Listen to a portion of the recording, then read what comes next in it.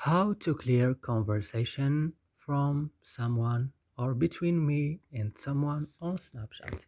Today guys, I will show you how to do this. Just watch the video until the end.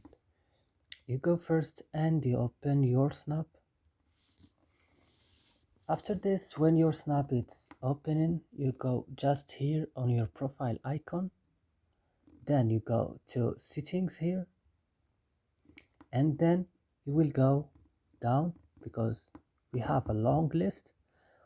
We'll go down to clear conversation. Then you click, and then you will choose the person that you want to clear conversation with him. For example, I want to clear conversation me and for example this guy.